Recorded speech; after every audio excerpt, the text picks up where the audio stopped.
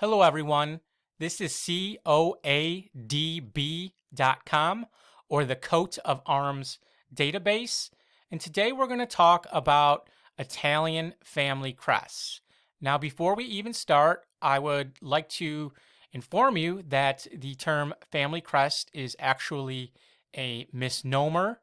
There is no such thing because, generally speaking, coats of arms were granted to individuals or certain families, and they were passed down through those families, and they didn't necessarily belong to everyone that shared that surname. So the misnomer kind of stuck, and that's why I use it. It's somewhat like tissue and Kleenex. But now that we have that out of the way, let's go ahead and get started. I'm going to give a brief overview of Italian nobility, and then we're going to go into two examples of family crests, and then I'm going to go into a brief discussion of my ancestral search for my Italian ancestors' coat of arms. Now, coats of arms in Italy were borne by the noble and patrician classes.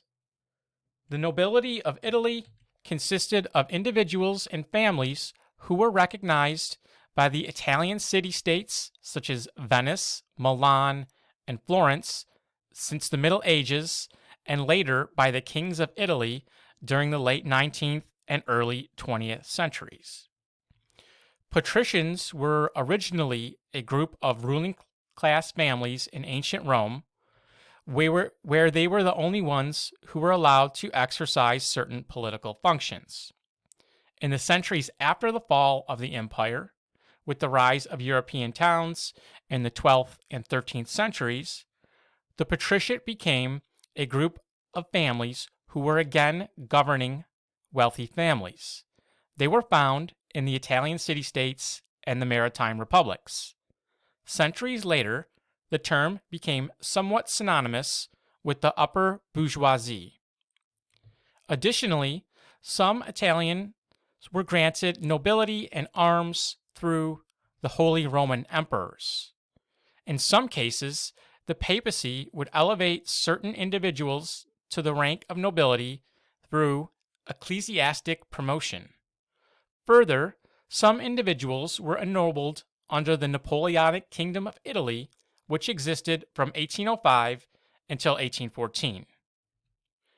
In the middle of the 12th century, during the Norman rule of much of Italy, coats of arms developed as distinctive insignia painted on the shields of knights and other noblemen.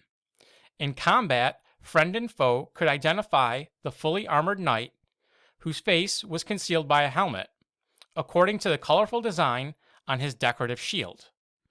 The same design appeared on his surcoat, hence the term coat of arms. With time, the right to use certain blazons, as well as feudal titles such as count and baron and lord, passed from father to son. The first family to discuss is the Raspoli family. Their coat of arms was a blue shield with two grapevines atop a mount of 6 golden hills. This could possibly indicate that the family were winemakers or merchants. The family descended from Lorenzo Raspoli, a Florentine noble who lived in the 13th century.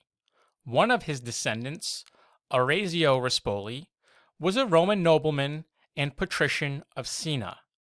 In 1725, the Pope himself was a guest of Francisco Maria Raspoli, the first prince of Cerveteri, and we have Francisco married the maternal niece of Pope Innocent XIII, with whom he had 9 children.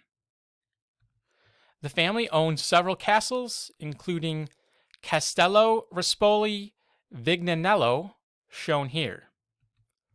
And lastly, we show the painting of several members of the Raspoli family breakfasting in their Italian palazzo in 1807, painted by an unknown artist. The second family to discuss is the Stampa family, who rose to prominence in the 15th century. They were grandees of Spain, members of the Order of the Golden Fleece, and they owned many estates throughout the Italian peninsula.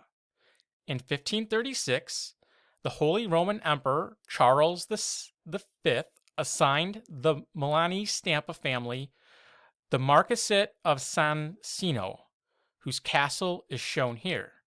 The family held the castle until 1876. Shown here is Massimiliano Stampa, the third Marquis of San Sino, portrayed in 1557 next to the family's coat of arms, which features 2 eagles, 2 castles, and a dog with a collar in front of a tree. Now, here are several different coats of arms for the Italian surname Luchy. Now, this is the surname of my grandfather, who immigrated here from Italy in the 1930s.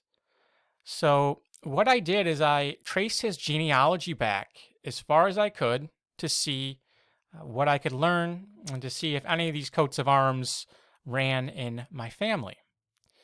So the first thing I had to do was identify the location of some of these Luchy coats of arms. There was one in Velletri.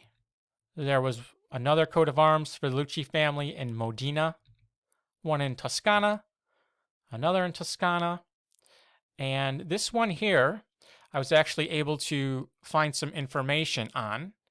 It belonged to a man named Marco Luchy, who lived in the year 1585, and the book I read just noted that he was a privileged citizen of Rome. So what I did after that is I started with my grandfather, Vincent Luchy, and I traced his genealogy back all the way to a man named Sebastiano Luchy, who was my 6th great-grandfather, born around the year 1727 in Fagnano Alto, Italy. Now, this is as far as I have been able to get back so far, so I haven't been able to prove any link between my 6th great-grandfather and Marco.